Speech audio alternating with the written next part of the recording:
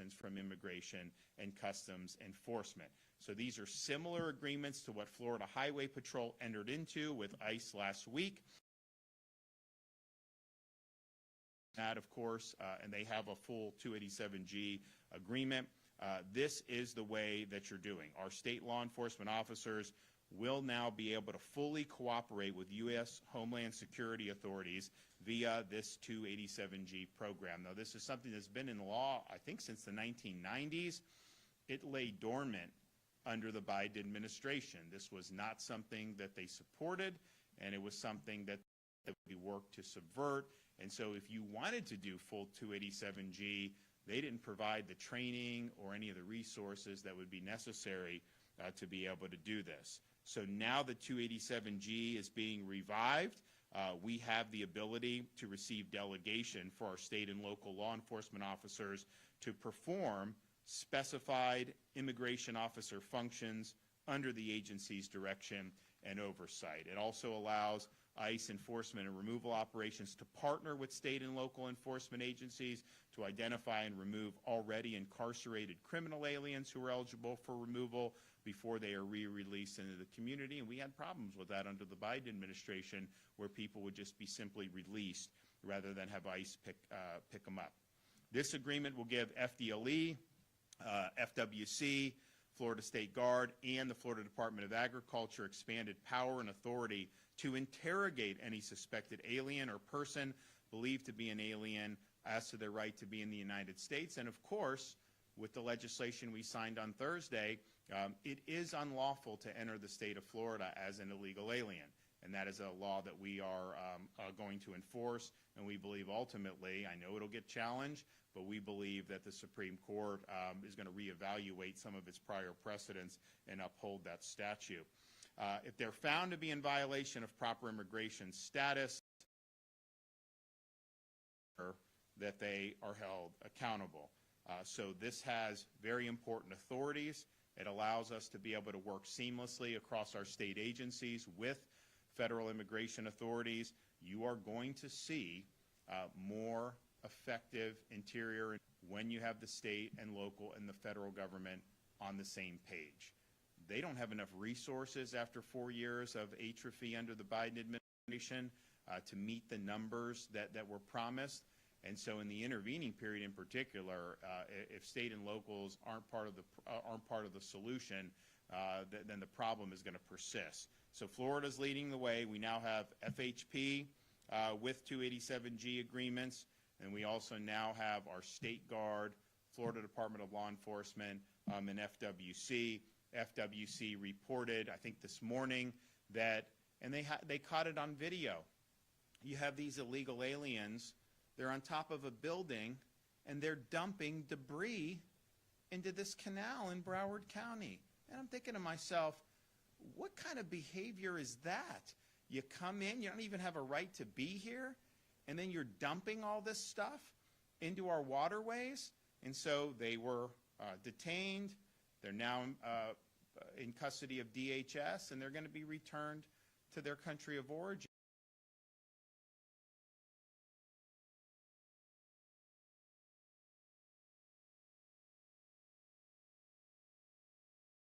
This is something that, to be just doing that in the open, it's like, I think it's just emboldened because you had 4 years where you could basically do whatever you wanted and the federal government wasn't going to hold you accountable. But those days are over. We're here in Florida. We want to be part of the solution. We're leading, and I really appreciate everybody that's been involved in doing this. We had the legislation signed Thursday. I talked to the 3 cabinet members. At that time, would-be member, I don't think James had even been sworn in yet as Attorney General. Talked to Commissioner Simpson, CFO Petronas, and I'm like, we got to move quick. And they were like, absolutely, let's do it. And so we did that on the holiday on Monday over in Niceville in the Panhandle, which was really, really good. We're going to finalize everything that needs to be done on the State Immigration Board at our next cabinet meeting. So we'll be soliciting input from the Law Enforcement Council. They're going to provide recommendations that we'll synthesize and utilize, to the extent it's appropriate and the extent that we agree with that. And then we're going to be off to the races. So this is something that I don't think there's any state that's even in the ballpark of doing what Florida's done so far. So I appreciate the members of the Florida cabinet from leaning in, and I thank the head of the agencies, agriculture, law enforcement, FDLE, State Guard, Roger Young at Fish and Wildlife, and of course, Dave Kerner. We've had this agreement executed now with FHP.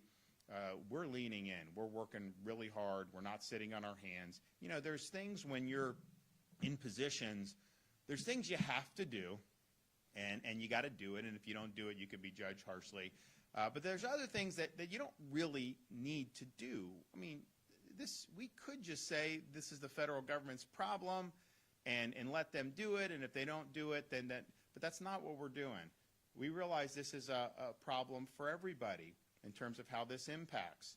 You know, we could have just turned a blind eye when we see illegals dumping stuff into the canal. That's not the appropriate thing to do.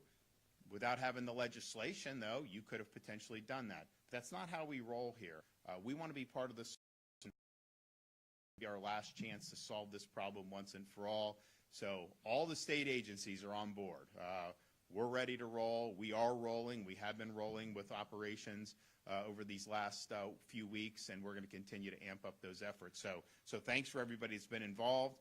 Thanks for Larry Keith for stepping up to the plate and being willing to help with this. We're going to hear from some of those folks, and then I'm going to sign the executed agreements that we have reached with federal immigration officials. So we'll start with Larry Keith, then we'll hear from Roger Young, then we'll hear from Mark Theme from the Florida State Guard. Larry, come on. Sure. What I want to start out with is to give you a little context, to give you a little description of my perception of what we're doing in terms of the analytical framework that we're bringing to this project, because everything, 287G agreements, you need to understand where that fits in for the public to understand what we're doing here. So our organization, the board, State Immigration Enforcement, the first thing we need to do is we need to be able to identify who the illegal aliens are, particularly the worst of the worst, the criminal aliens. We need to identify them. We need to find them geographically within the state of Florida. And then this is where we need the 287G. We need the ability to go out there, not with or accompanied by always ICE or federal immigration officials, but actually on our own, in the course of our regular law enforcement duties, arrest and detain. So we need to identify them here in Florida, we need to find them geographically, and then we need to arrest them and detain them and then be involved in the deportation process. Those are the buckets, figuratively speaking, that we're operating in. Now, what's important, a lot of people don't know, is the federal government is primary on immigration. They do have the resources, they have the money, and most importantly, they have the legal authorities to operate in the immigration space. The state and local folks don't, as the governor pointed out. We are not primary, but what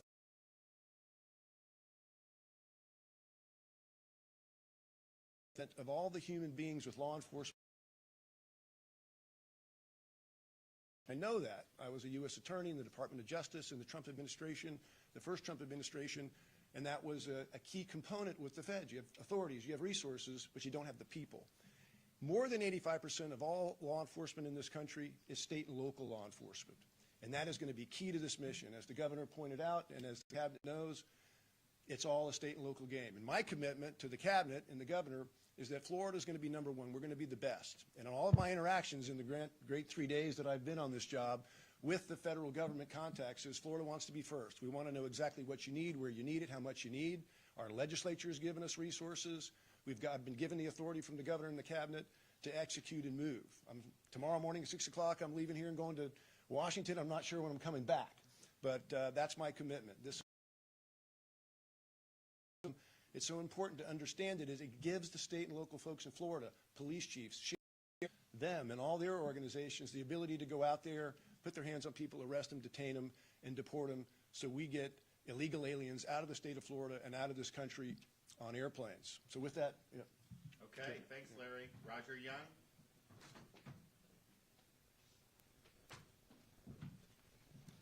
Thank you, Governor. Thank you, Director. It's to be here with this fantastic leadership team and just to be a part of this historic partnership that we're all working together to combat illegal immigration. And I'll say this, Florida does it right in so many realms when it comes to law enforcement, working together, whether it's natural disasters or responding to combat illegal immigration or keeping our people safe on a daily basis through general law enforcement. We check our egos at the door, we work together, and it's all about getting the job done and keeping people safe. Governor, under your leadership, we have increased surveillance.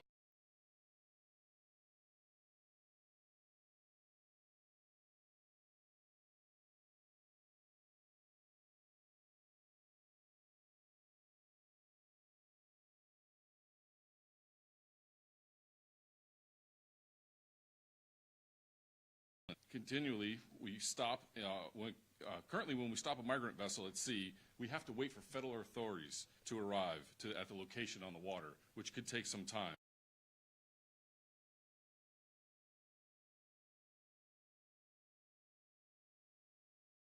In danger of sinking.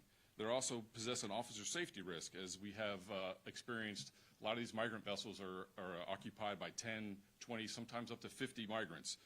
And with usually only 2, 3, maybe officers on board, this creates a safety risk at the point of interception. With the implementation of this new legislation and the 287G program, we will no longer have to wait for federal assets to arrive to help us with this situation and to transport individuals for able to detect, detain, and then transport to be processed for deportation those that illegally enter through our waterways in the state and our country. This is going to be an outstanding asset to have moving forward. These incidents will be safer, they will be more efficient, and they will be widespread with advanced training and additional authority under this new legislation in the 287G program. So with that, we stand committed to supporting Governor DeSantis' efforts to protect our borders and look forward to working with Director Keefe and all of our state partner agencies and locals on the mission of combating illegal immigration in Florida. Thank you. All right, Director. Good afternoon, ladies and gentlemen, and Governor, thank you for once again serving as a vanguard on such an imperative state and national matter. Through your courage and tenacity, Florida leads the way as a rule of law. Thank the Department of Homeland Security and U.S. Immigration and Customs Enforcement for entering into this strategic partnership with the Florida State Guard, investing in us these specific authorities, enabling a whole-of-government approach to combating illegal immigration. We will utilize all available forces, resources, and authorities granted to the Florida State Guard under Florida law and the provisions of this agreement. The Florida State Guard is organized, trained, and equipped as an air, land, and sea capable joint force that augments local, state, and federal law enforcement task force operations, from offshore maritime surveillance, maritime interdiction, to inland counter-trafficking and countering illegal immigration. Your Florida State Guard provides year-round time maritime and airborne capabilities in conjunction with other state agencies. Our operational experience in countering illegal immigration began last year, partnering with our state agencies here and others, with Operations Vigilant Sentry and Operation Lone Star. Most recently, we've begun augmenting the Florida Highway Patrol in their BITE operations. A few examples of the capability areas which we are contributing to this fight include special missions units, which have been working alongside FDLE, FWC, Highway Patrol, and National Guard over the past year. Some examples include approximately 6 credentialed law enforcement officers within our special missions sworn unit, 11 fixed-wing and rotary-wing aircraft and crews with sophisticated all-weather overland and over-water surveillance, mapping, cell phone locating, state law enforcement, and satellite communication systems. Our 15 boat teams, including 4 very capable law enforcement variants that are offshore, high speed, and long range.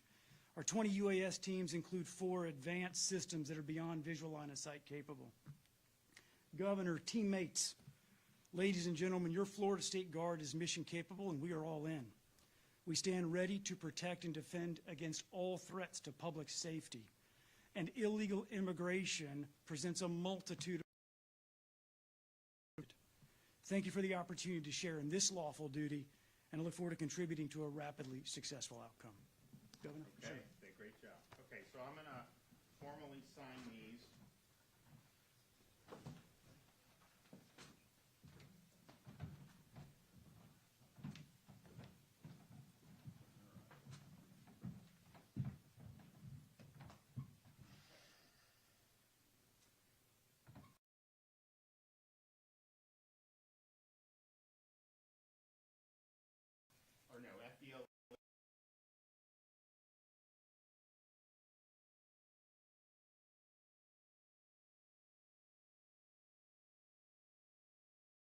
that were in the game. Okay. Who wants one? Larry? Thank you, sir. Absolutely. Okay. Who else? Thank you. All right. And then agriculture is also, they have an agreement. Have you guys signed it yet? Or? Yes, sir. Yeah, so their agreement's signed. So Florida Department of Agriculture, 287G, state agencies that are under governor command are also locked and loaded and done. And, we're looking forward. So this is what it means to be in the game. This is what it means to lead and to be part of the solution, not just sit on the sidelines and use this for campaigning, but to actually say, we're in office, let's do something about it for once. So thanks to everybody involved, and this is another good day, and we're going to continue to work really hard on this issue. Thank you.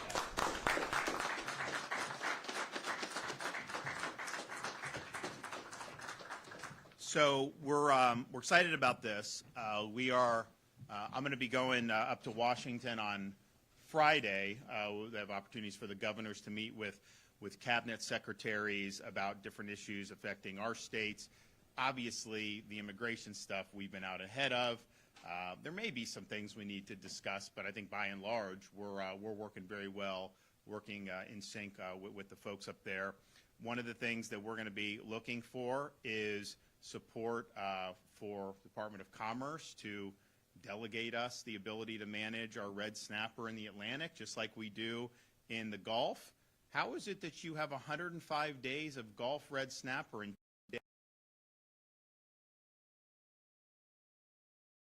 bad data, big success in the Gulf? And I know people in the Atlantic, our anglers, will be really, really happy if we were able to get that done. So that'll be on the agenda. The other thing will be on the agenda, and I've mentioned this earlier, we have invested record amounts in conservation and environmental stewardship, but particularly with respect to restoring. If you look at what we've done on the reservoir south of Lake Okeechobee, we did the STE. We were ahead of schedule. We obviously have reservoirs on both sides of Lake Okeechobee. We've raised the Tamiami Trail. We're doing all this stuff. We're happy to do it. It's made a big difference already. It will continue to make a big difference. But you have the main reservoir is under the Army Corps of Engineers. It's behind schedule. So our request is going to be, and let us build the damn thing. We'll get it done a lot quicker. We will do it a lot better. And I think the president is of this mindset. I think this is exactly consistent, with his view of cutting down bureaucracy and letting the states step up to the plate. So if we can get, just for the EAA reservoir, if we're able to get that, we'll put our folks to work, we'll get it done. Now, part of the component of that is with the EPA, getting the restoration of our what they call 404B permitting authority. What that does is it just allows our state officials to follow federal law, but issue the permits if people are in compliance with federal law.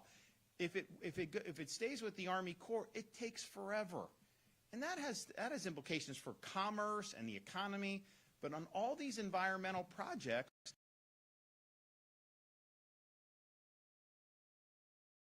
much longer waits.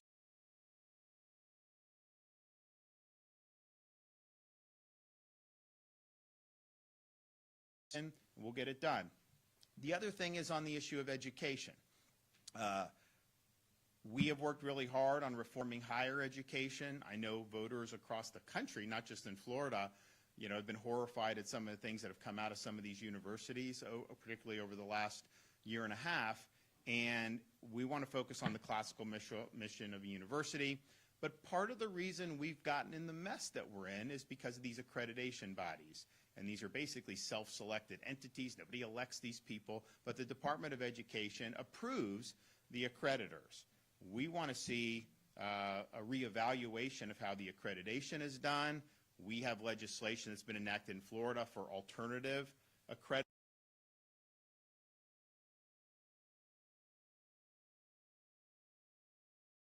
properly. Then I think a lot of the problems that you see potentially could fall by the wayside, and I think that that's really, really significant. The other thing is we do have some concerns of some of the other things that the Department of Education has done under the Biden administration, particularly with how they've treated states that have embraced school choice, and we think that needs to be corrected. And so we're going to do HHS and would love to be able to speak with the Secretary about, how many years ago did we do the Canadian importation program? It was President Trump was in office the first time. He approved us doing this. It was stonewalled under Biden.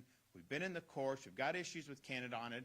And the reality is you have the same drugs that are much cheaper there, and we could save the state a lot of money just if we did it through our programs. Now, I think individuals should be able to purchase too, but if they just allowed us to fill our needs, we've got a warehouse. I mean, I did events. We've done events at this warehouse. I think it's in Polk County. Like, it's ready. It will relabel. We're ready to go. We've been ready for so long on this, and we basically had 4 years of being stonewalled on it. Now we have a new regime, and so we'd like to see, and that's a continuation of what the president wanted to do in his first term in office. So I don't think that that's going to be such a heavy lift. So there's a number of different things as well that we're going to look to do. But we have an opportunity, and I've said publicly on the whole FEMA thing. The president was getting flack saying that he wants to eliminate the FEMA bureaucracy. But the reality is if you did block grant the states the money, you could block grant less money than what they ultimately spend on each disaster, bypass the bureaucracy, let us handle it, and the money will go farther. That's just the truth. You hear all these stories. I mean, we've worked very hard at prep, response, and all this, stabilization. But these FEMA programs, it's just a Byzantine maze of regulations. And these are people that are hurting, and they're constantly having to battle bureaucrats. And that's not ultimately been something that's been successful. So we would welcome that opportunity to manage those funds ourselves. As I said, figure out how much typical disaster costs, depending on the severity of the event. Some, give it to us, and I guarantee you we'll be able to make better use of that funding. So all the things you're seeing with like DOGE and really taking a hard look at the scope of the bureaucracy.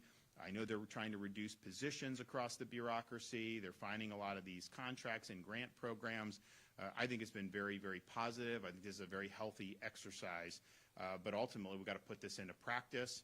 Whatever they can do unilaterally to empower the states, we're going to ask for. But some of this may require Congress to get on board and to actually be part of the solution. You can identify all this questionable spending, and they've done billions of dollars they found.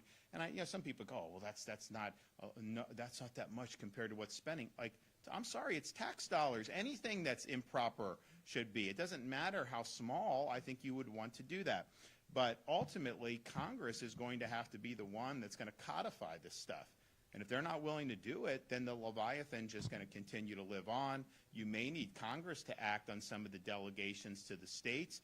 I mean, I hope they can do it by executive action from the White House. But the reality is, I mean, I don't know. The reservoir, does that need to be put in the WRDA bill? Does it not? Who knows? But it may need to be. And if it does, we hope Congress will want to act to be good partners with the Trump administration. You want local law enforcement to prioritize detaining unauthorized aliens who are not actively committing a crime? Well, I don't know. I mean, they have a response. They are committing a crime in Florida if they're here illegally. So we made that clear with the legislation that was passed. Entering Florida illegally as an illegal alien is a criminal offense, and so you will be held accountable for that. How ICE is going to handle some. We're going to work all those out. There's going to be training that's going to take place for all of our state agencies. I know the sheriff's departments are going to have to undergo. The police chiefs, we're appointing these police chiefs. We're going to appoint ours today. If it hasn't gone out yet, you'll see that very soon. And so we're going to be working through all these things. Now, one of the things that some of the money can be used for is for some of the detention operations. Now, as I've said on the beginning, we are not going to just displace what the federal government's responsibilities are. We are assisting and amplifying the federal government's responsibilities.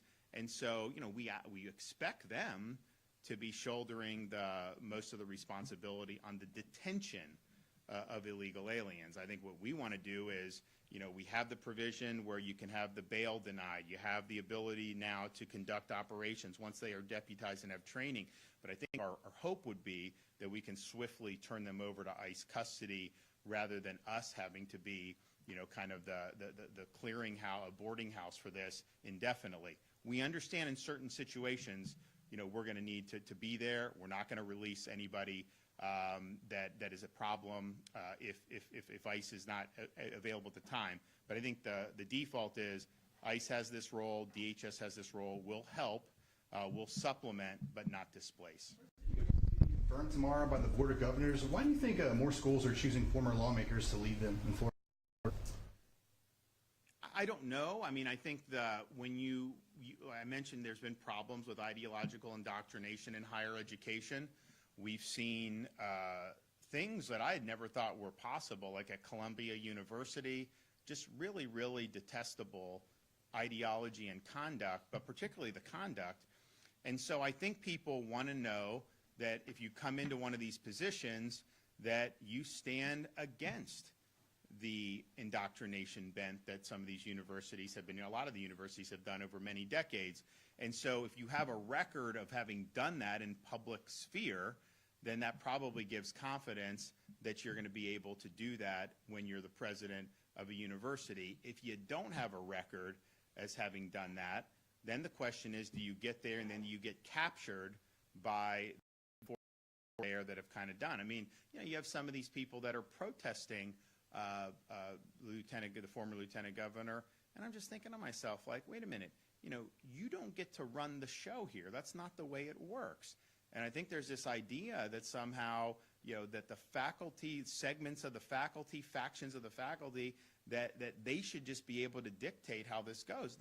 These are institutions funded by tax dollars, very handsomely funded by tax dollars, mind you. Universities were getting when I became governor versus now. It's been a lot of money that we've provided. We believe in the mission, but we also have a responsibility to make sure that they're operating in ways that are consistent with the state's best principles and best ideals. So when you have somebody that has already proven that they have a dedication to classical mission of the universities, that they have opposed efforts, I just think it gives people a little more confidence that they're going to do that as they go in. The worst thing to do is you appoint someone, there's a mission, and they basically just get captured by folks that don't want to see the mission complete, and then we kind of keep trudging on. And look, FIU's done a lot of good things. I've gone and spoke at the Adam Smith Center. I mean, they've done a lot of positive stuff, but I think everyone wants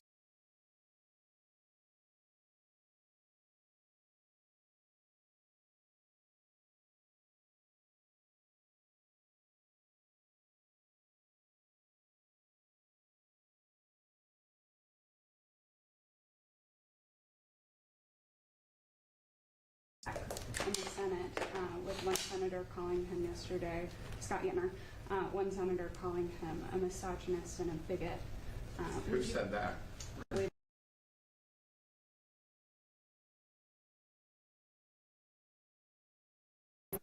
He has been a champion for the types of reforms at universities that we need, trying to drudge up statements and, quite frankly, distorting things. I mean, he's been attacked for being a Zionist and being too pro-Israel. I think all these things are very flimsy, and let's just consider the source. I mean, that same senator called me anti-Semitic, okay? The guy that went and did a cabinet meeting in Jerusalem, the guy that has signed anti-Semitism legislation, the guy that has led the fight against BDS, not only with Airbnb, but Morningstar, and Ben & Jerry's and all these things, the guy that's helped with all the money for security at Jewish day schools, the guy that's done universal school choice. So I think that's just, it's misplaced criticism. I think it's part of a separate political agenda. But if you want to see And I mean, look, if you look under the hood of that university, they're doing things like gender ideology. They're doing the type of stuff that should not be done at any universities in Florida, but particularly in the most conservative part of the state. So I think Scott will be somebody that will be a champion for the classical mission of a university. He will fight the indoctrination and going forward. I'm not somebody that's just going to let someone be out there and be unfairly maligned by distorting all this stuff. People have worked with this guy for years. He's worked with people in Florida for years and have had great experiences and great things to say.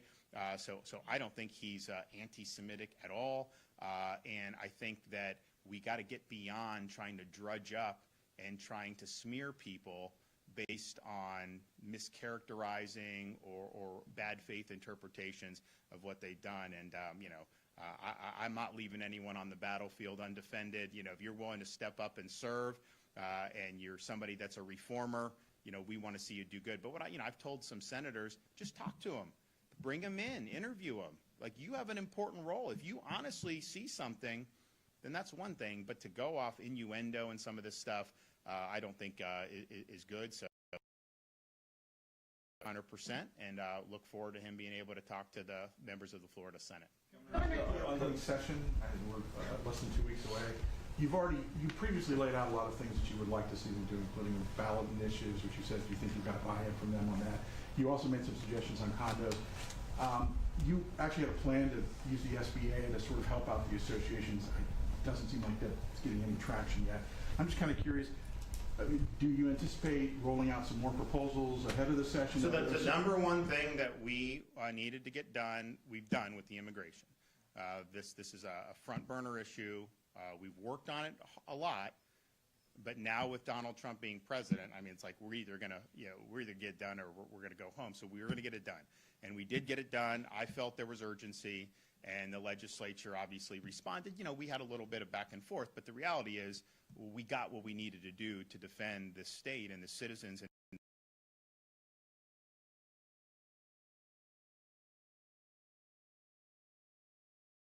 Doesn't run amok is something that's very important. I absolutely think you'll see the Speaker and the President of the Senate work towards enacting really strong reforms in that respect. I do think that that's something that's very important. We got to get that done. And look, on the condos, we've not been like prescriptive. Like, we've solicited input. We've provided input to the legislature about here's what some people are saying. But the original law was not anything I was involved with. I mean, there are things I get behind, and we work with them, and we try to negotiate good products. This was not one of those where we were involved. I was criticized for not being involved. People said that I was trying to tank it because I wasn't involved. But the reality is I didn't know what the right answer was. This was in the shadow of Surfside. There was a lot of emotions. It was a good faith effort. I mean, if we can do legislation that would prevent that, obviously we would want to do it. But I think the concern has been even though the legislation was well intended, it's having some serious ripple effects, and it's imposing costs in situations that is not like the integrity of the building is at stake. And there are things that maybe should have been done before, but the question is, do we want to just have transparency, accountability for HOAs, and then let people make decisions, or do we want to be overly prescriptive? And I'm in the bill that's in law. So I just want people to be able to make ends meet. If somebody is going to potentially have to be forced out, if there's something we can do to prevent that, I want to do that. But I don't have any hard and fast demands on this. I just want to listen to people. We have done that. We've listened to people around the state. I know the Senate has brought people in to listen. And so we want to make sure that folks have a shot here. Unintended consequences allowed to take hold. That's all it is, and we just want to do that. But how we do, you have ideas. Some ideas are good. Some may not make it to the finish line. There are things that are legitimately have some concerns about when you think through how it would be implemented. There's others, there may just be a policy difference, right, in terms of how you're doing it. But I do think that we should just listen to folks. We should not want to see any because of regulation.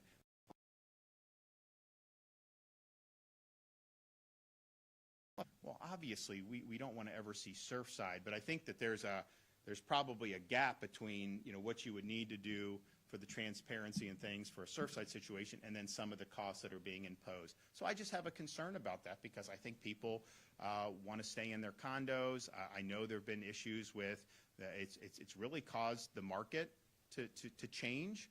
And some people say, well, this should have been done a long time ago, that some of the HOAs have dragged. And I think that's true. But I also think like someone bought into one of these, they've been there for 20, 30 years, maybe they're on fixed income.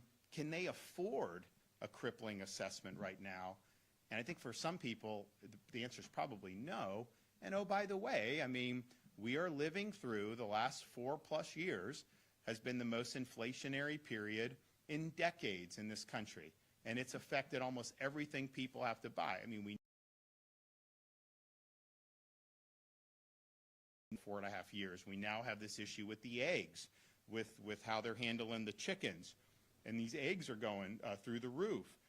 That's not easy for people. You've had so many other things that have gone up that, that having assessments on fixed income is really, really difficult. So I want to be positive. I want to work in ways that you can approach this, but I do want to be there for folks if they're in a tough spot. Governor, DOGE is pushing for cuts on NASA's workforce. How do you think that that's going to impact operations in the Space Coast? Actually, I think it potentially very much benefit us because what they should do is they should stop the project that is scheduled to start to spend $500 million on a new NASA building in D.C. when nobody shows up to work there anyways, or very few. It's like the building. Scrap that, pocket the $500 million, $500 million, and it probably will end up costing $1 billion knowing how these things work. Move the headquarters to Cape Canaveral. There's already renovations going on. They're already expanding. You can fit people right in there. I know the people at Kennedy, they want to have this, right? They want to have it there. You can have everybody there, and that could be the headquarters of NASA. I think you could do it because some of the D.C. people may not want to move there, and they give them that option. If they don't, then fine. But I think you could absolutely reduce the number of bureaucrats, particularly in D.C. A lot of them are working from home now anyways.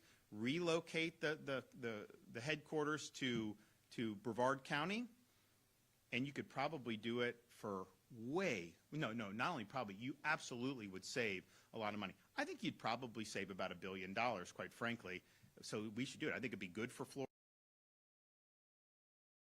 We're going to be able to, I know we're meeting with cabinet secretaries on Friday. I don't know if we're going to meet with any representatives from DOGE, but if they ask me, what do you think? That would be the first thing I would say.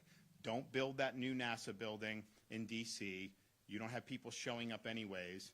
Move the headquarters to Florida. We already have stuff going on at Kennedy Space Center. Things are already being expanded. And I'd be good for Florida, and I think it would save the American taxpayer a lot of money.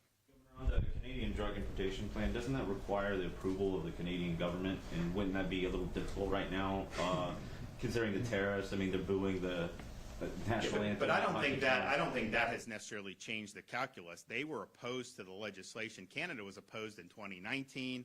They sent emissaries down here because why? Because they're protecting subsidies for themselves. That's why. If we're able to buy at cheaper prices, that is going to be potentially impact the supply that they have.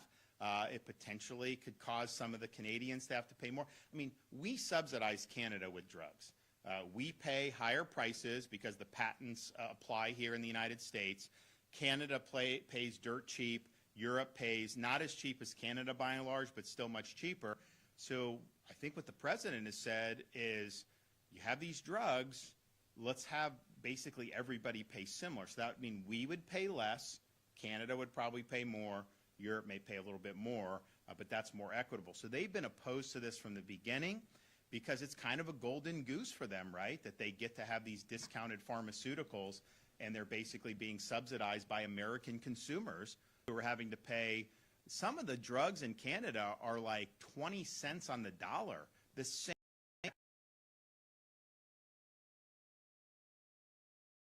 of that, and that's irrespective of what they're doing now in terms of, booing the United States. Although I will note, I see this article, I put something out, says, oh, Canadians rethinking, going to Florida in light of the tensions. I'm seeing a lot of Canadian license plates in Florida. I think any of you who are out there and the places you're seeing them, they always say people are going to stop going to Florida. I mean, what was it? NAACP announced a boycott. Other groups announced a boycott. And I think every time they announce a boycott, we end up setting a new tourism record. So I don't anticipate you to see a decline in Canadian tourism to Florida. I think that they want to get out of the cold and come down, and this is something that I've been used to pretty much my whole life. I mean, when you grow up in Dunedin, they have the Toronto Blue Jays spring training. So as you get into February, I would say like a third of the license plates in Dunedin can be Ontario license plates at some point. I mean, they're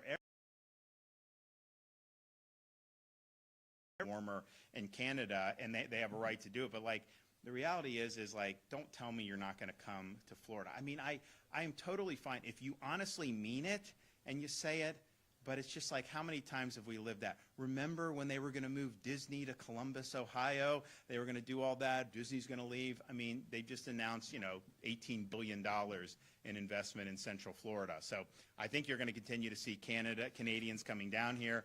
And I would also just point out, this Trudeau government is on the way out one way or another, it seems, that he's going to be gone regardless of the outcome of the election. Part of the reason we had such an influx of Canadians in 2020, 21, and 22 was because of the draconian COVID policies that Canada was doing. Remember, Toronto Blue Jays had to play in Dunedin, Florida, because Canada wouldn't let them play.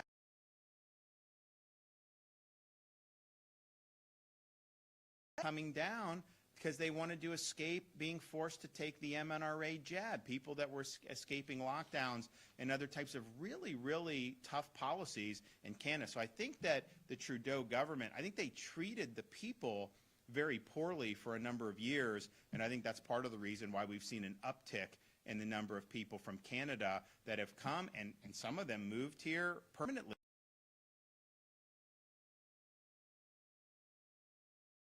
Okay, we'll see you guys soon. Thank you.